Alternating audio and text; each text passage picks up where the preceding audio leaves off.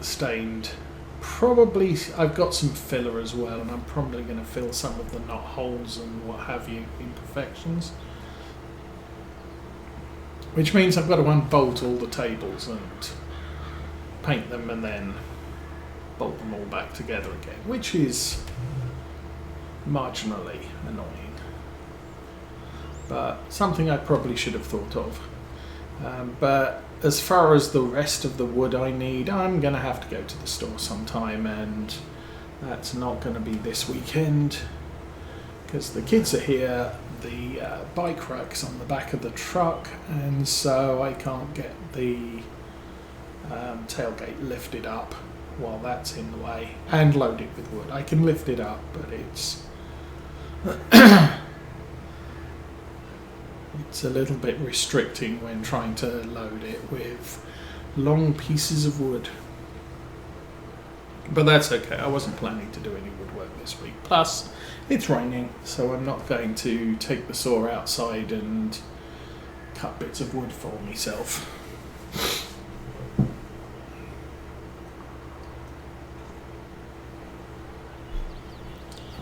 But the final length dimension, I think I'm looking at about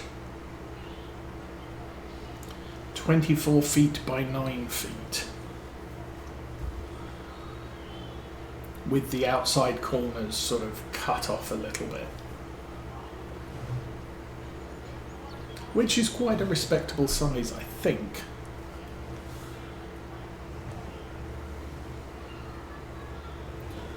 I mean, for someone who does UK railways, yes, that is quite a size, because most people put it in,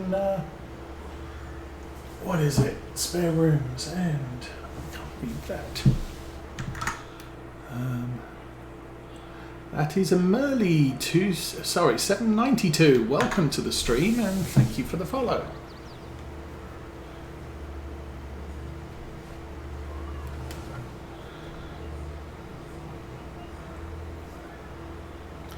So yeah, typically an English model railway, you're looking at either in the attic, which is the size of the house, but you've got problems there because attics aren't usually insulated, so you have temperatures from 80-90 degrees in the summer down to sort of -5 in the winter.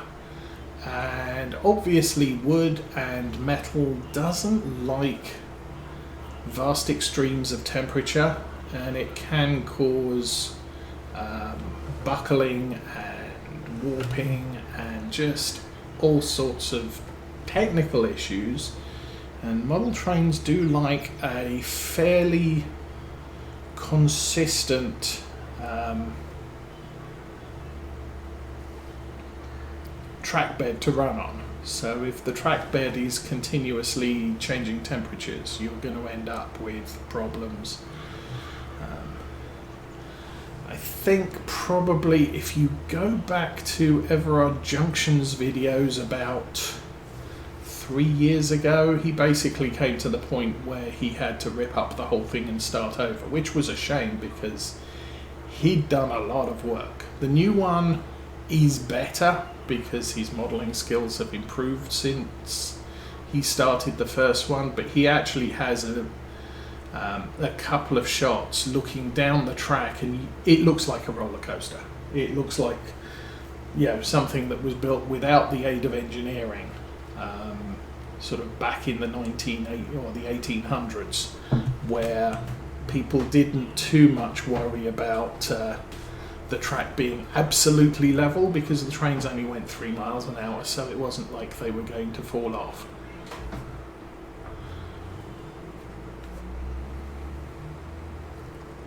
So building it in a basement's not too bad because our basement doesn't get too hot in the summer and it doesn't get too cool in the winter because partly underground. So I'm kind of okay with that. And I'm going to have less issues, but in the UK, outside of an attic railway, you're really looking at a spare bedroom, and spare bedrooms are usually the smallest room in the house, and maybe 8 by 10, 13 sort of range.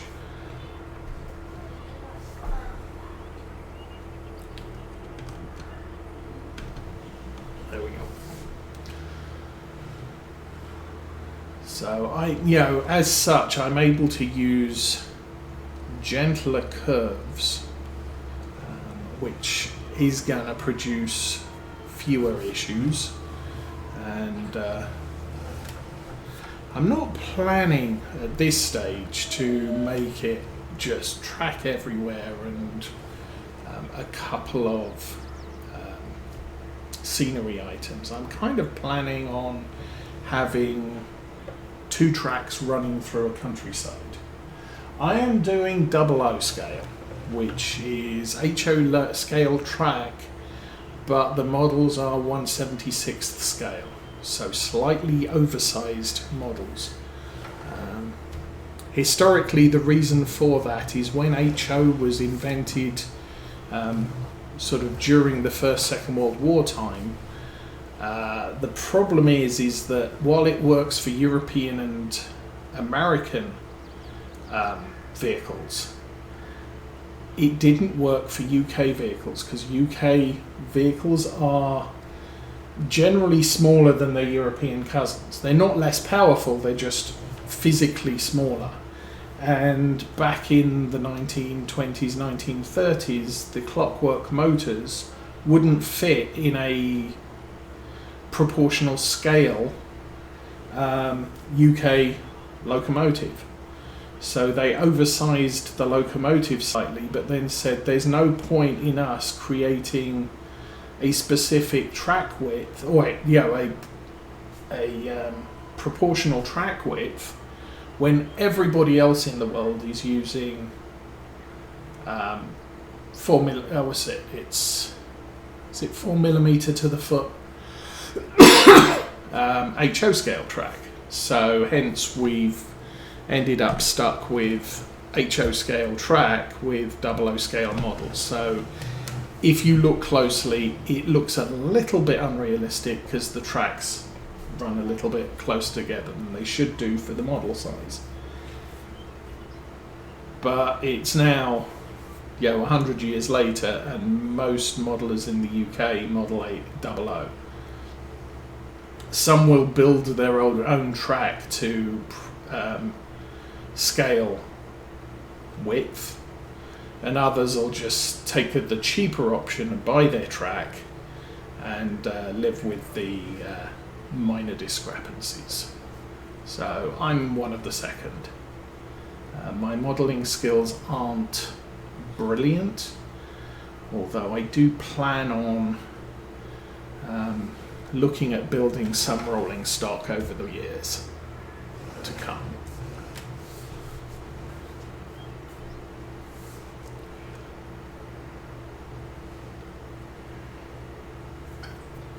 And I am modelling late 1930s Great Western, so that's London to Wales and Cornwall region.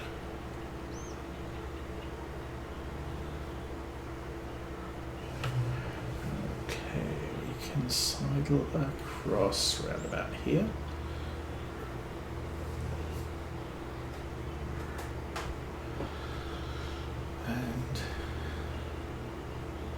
We're actually doing quite well with our fertilising. I didn't think we would really need that much.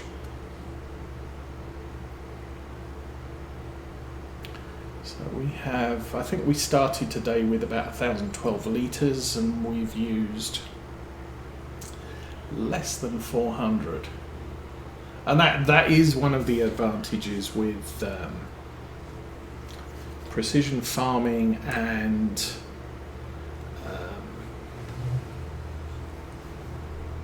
weed sensors. The weed sensors do cost you a lot of money initially, but they more than make up for it after a couple of seasons because of the amount of herbicide you save. I mean, I think unless I'm doing a contract, I'm probably looking at about 2,000 litres of herbicide rather than 10 or 20. And we've got quite a few fields now, so we are going through it quite quickly. Now, conversely, we have fertilizer, and the way I'm saving money on purchasing that is to make sure that I spread a fairly heavy load of manure on the field, which then results in less expensive fertilizer needing to be spread. And liquid fertilizer is cheaper than solid fertilizer. So we are pretty much good with spraying. The only thing I have to take care of occasionally is lime, which again, it doesn't cost much, but it doesn't go far. So yeah, that's just one of those things. We do have a small lime spreader, which in past seasons I've used the big 2-wheel or 2-axle Breedle for lime. This year we've only got, or this season we've only got, or this series, sorry, we've only got the smaller one. So it is quite a challenge keeping it topped up when you have to lime a whole bunch of fields. You can mitigate that by liming more frequently. My opinion is you probably need to lime every third harvest, but if you can do it, every year, and you do it every year, then you'll still use the same amount of lime over a 3-year period. It's just that you don't have to carry all of it in one trip. You're actually spreading it over 3 trips. Plus, the way our farm is organised at the moment, we have we've got 2 yards, and we can grab the consumables from the arable yard, go out and do all the local fields, then top it off before we go and do the fields at the other farm. And this is one of the fields at the other farm being the cow farm there. Now, fighting's already started.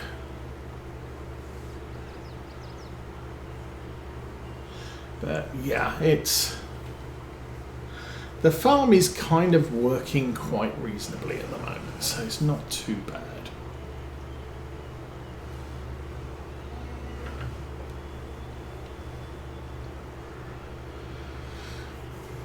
So yeah, this is actually our last field requiring herbicide, so that's a good thing. And if I get sufficient money, what I might do is look into buying a what are they? A thing.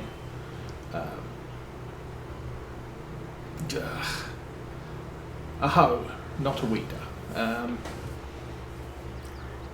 I have loaded a mod pack which consists of a lot of different sized hoes, quite reasonably priced. It's just that we have £1,600, so we're not going to be buying any one of those anytime soon. But I would like to try and figure out if it's better by yield to kill the weeds with a hoe, or whether spraying is actually the best way to go. I think that the difference between base game and precision farming, the best yield you can get is 125% on the bestest of the dirt.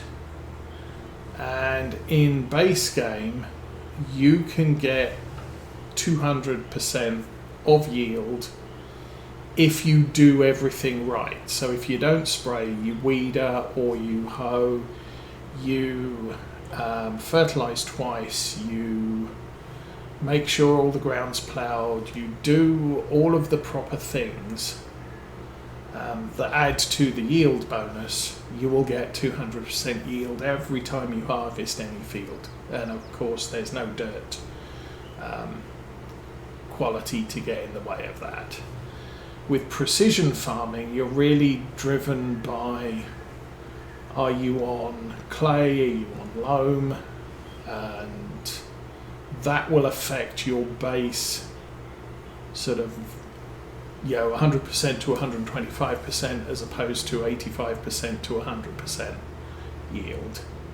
And then the way to narrow that down is if you get your nitrogen up to the level it needs to be, then you'll get close to the yield maximum.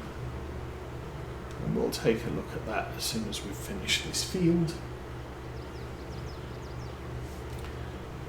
And see where we go from there.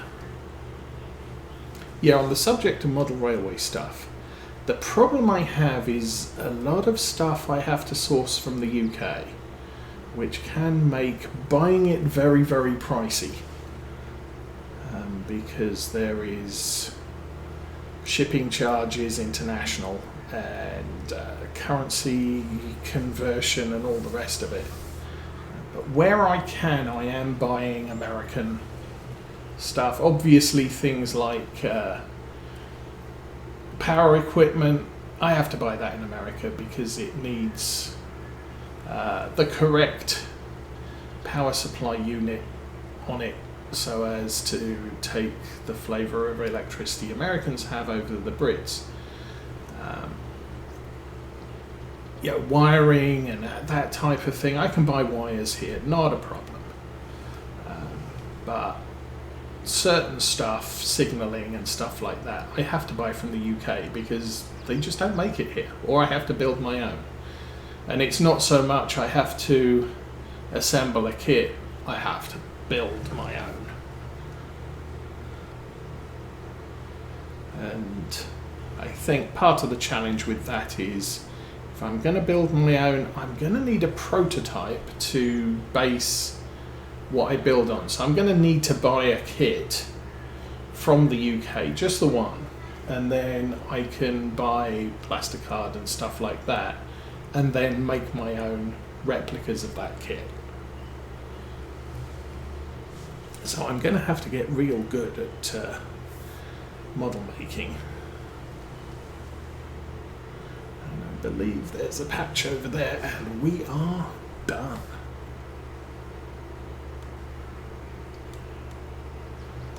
Oh, actually, there's a little bit of a longer patch than I thought. Oop. So, that is the end of our weeding. Turn that off, fold that up. While it's folding up, we'll jump out. So so you can see here the yield potential on this particular dirt, sandy loam, is 100%. If I do everything right, the best I will get is 100%. At the moment it's 92.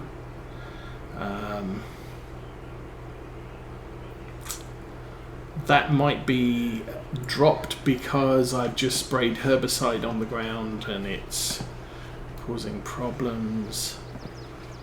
I don't know. 92, 93. We're a little bit over nitrogenated, so this field has too much nitrogen in it a lot of the time. But that sort of 120, 135, 115, it's a little bit low. And we are going to fertilize all of the fields over the next month. So we've got, as I said, we've got the grass field and 2 canola fields to do this month, and then all of the rest can happen next month. I'll get this unloaded, cleaned out, and we'll load it up with some fertilizer and see what we need to do. Canola is an interestingly balanced crop. I do not have a published list.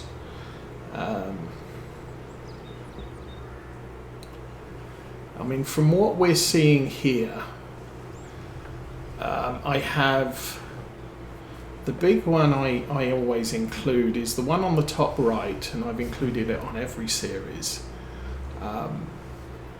is the real-time clock. That's my time. And so the reason I've included that is because when I'm playing, I don't have a clock visible in the computer room, so I really need to know what time it is, just in case I should be doing something right now. The other one we have to the bottom, just above the mini-map, is the vehicle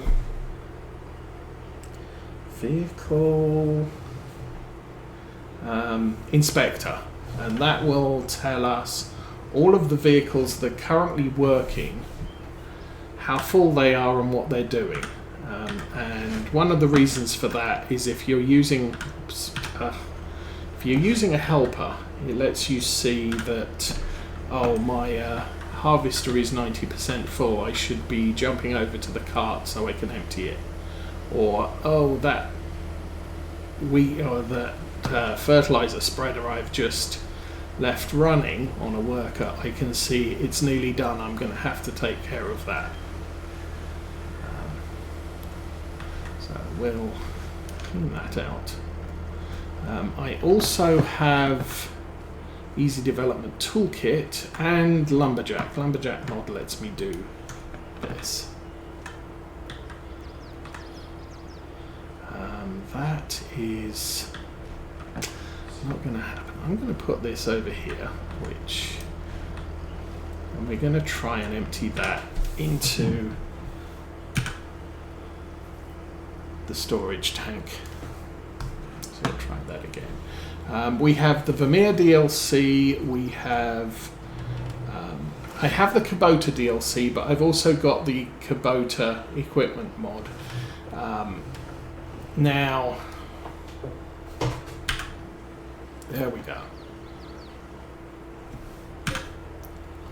Liquid fertilizer fill up. So I've got quite a lot of liquid fertilizer. So yes, these two are basically modelled on Giant's seed and... No, not seed. I think it's solid fertilizer and liquid fertilizer tanks, except as mods they are capable of holding lime and solid fertilizer, and the other one's capable of holding herbicide and stuff. So yes, as I was saying, there is back in Farm Sim 19 we had what was it? The Vicon Cavernland DLC, which is a set of mowing equipment and what have you, and also some spraying equipment and some seeding equipment. We didn't get a lot of that for Farm Sim 19. Oh, shoot. Stop. Do not do that. Big mistake. So, Giants did release those as part of their pieces of equipment they added to the mod hub. And typically the reason they do that is they'll bring a lot of equipment over from the previous release of the game, but they will then include, they'll then omit some of them and introduce it as a mod so that they can test the mod hub and test that equipment's downloading correctly and all the rest of it. It also gives them more time to bring a piece of equipment from FS19 up to 22 standards before it gets released, and they can't do it all, so they do some of it, basically. So we will unfold that. Fold crop sensor, lower crop sensor.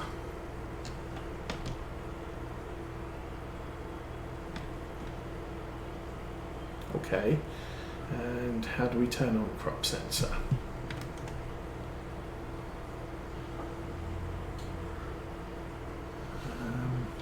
Who knows? Let's select the doodad and fold that again. So the Vicon sprayer did not come out with FarmSim22. It's a Giants mod. When they produced the Kubota DLC, someone else modded Kubota equipment, and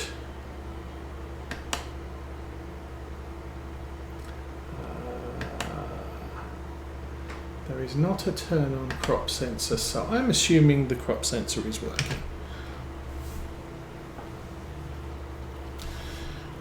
And basically the Kubota equipment is orange versions of the Kverneland Vicon equipment. And so all this is the Vicon equipment in a single pack painted orange. And the other nice thing about this equipment is it comes with the crop, not the crop sensor, the weed sensor. So you can do spot spraying with the weeds. But with precision farming, the only thing you get is the John Deere sprayer. So this just gives me an option of using equipment other than the John Deere sprayer. The Vicon equipment also includes the crop sensors. Not the crop sensors, the weed sensors.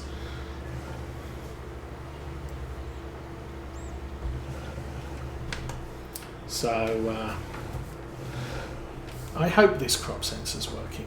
I haven't used it before. Normally I use the passive one that mounts to the tractor window mirrors, but in all likelihood we are going to be using more than one tractor for spraying in the future, which is why I got the crop sensor that attaches. What other mods are we seeing right here? So as I said, precision farming. We're running Maize Plus, which changes the way animals feed. Like they need 10 times more food than normal. And cows produce 10 times more milk. So that's, 6 of one, half a dozen of the other. And what else am I running? Oh, and I've also got the equipment